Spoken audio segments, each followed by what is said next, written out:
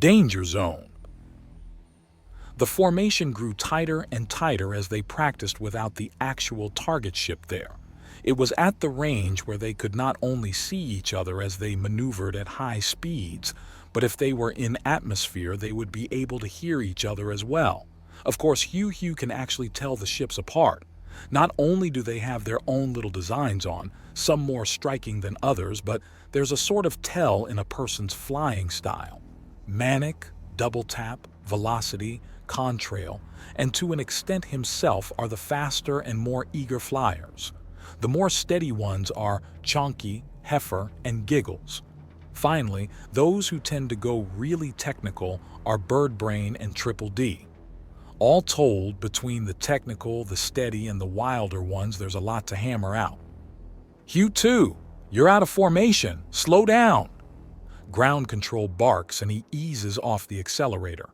Their paths are crossing more and more as they get into the routine.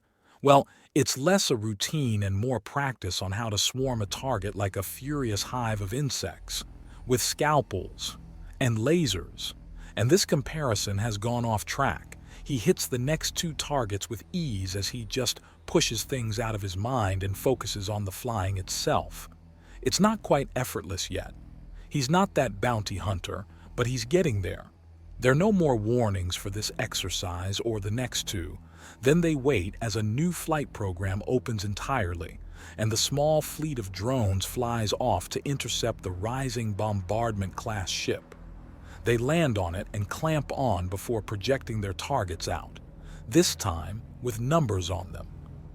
HFY traces the trail of fives across the ship.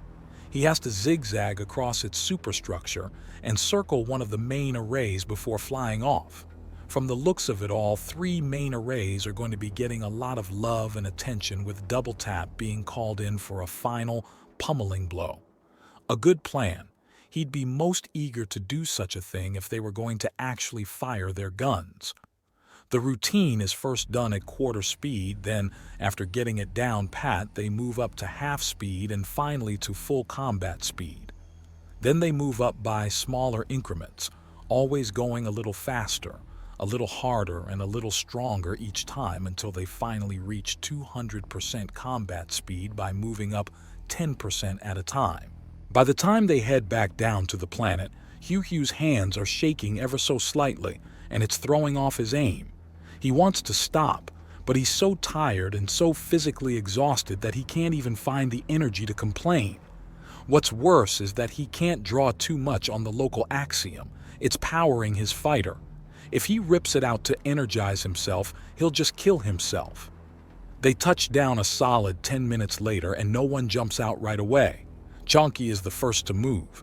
His body is already unnaturally strong due to steroids being forced to him when he was younger. Stands to reason it's more enduring as well. 5 hours in orbit is too much, Triple D. I need a nap, Chonky says as he leans over the side of his cockpit and just breathes for a bit. Triple D's cockpit pops open audibly as HFY quietly moves his aside. I think some of us already are. Triple D notes as he uses his many arms to help lever himself up. HFY feels like his every limb is rusted as he climbs out and down. I'm getting some drinks. Any requests? Something wet, preferably non-toxic, Chonky states. Well, that narrows it down to non-human then. How about you, Red One? You can waive the non-toxic if it's a lethal dose of sugar in my case. Good Lord, we pushed hard. Still pulled it off. 5 hours of straight flying and drills is damn respectable for even the most enduring bullshit humans do. HFY says as he cracks his neck and tail in a single massive stretch that temporarily adds another 3.5 inches of height to him. He then follows it with a yawn that feels like it's about to crack his jaw, but thankfully doesn't.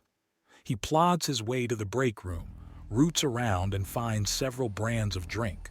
He doesn't have the pep to put together his usual punch and instead starts hefting it out to the others.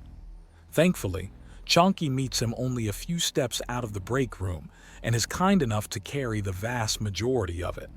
By the time they get back to the landing bay, the rest of the squadron are out of their fighters and more than a few are using their birds as a brace to stay upright. Exhaustion is the name of the day, and it's a pleasant surprise that no one actually got hurt or crashed in some way. The two of them are all but swarmed for the drinks, and in short order, everyone is guzzling the carbonated sugar water. The calories and sugar hits their systems, and there's a pulling as everyone rips at the local axiom and ups their metabolism to take in the results of the drink. By the time they're done, they all stand up straighter and stronger. Chunky crushes his empty can into a disc between his armored palms. Triple D makes use of his chitin to do much the same against the side of his head, and everyone starts doing their own little tricks to crush their cans. The four tret men of Manic, Velocity, Contrail, and Double Tap generally crush the can against either a nearby fighter, the floor, or in Velocity and Contrail's case, they leverage their cans against each other and crush them into a single mangled piece. Heifer uses his horns. Birdbrain also uses Heifer's horns. Giggles covers his hands with ice and hammers the can between them. Then everyone looks down at Hugh, who's still drinking. What? I'm small. I'm not done yet. This sets off a round of good-natured laughter, even as much of the team rolls their shoulders and necks to wake up a little more. We'll debrief tomorrow.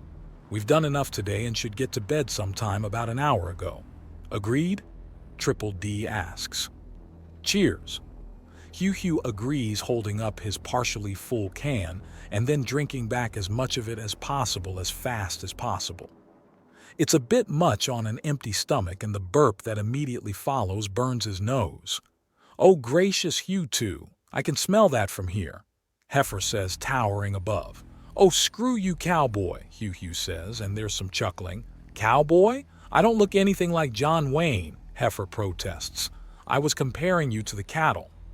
Coming from the Gila monster standing upright. All right, enough Earth trivia and jokes. Go home and get some sleep, guys. The sugar won't last forever. Triple D advises them before heading off. Tomorrow, report to our meeting room first. We need to go over the recordings and reports.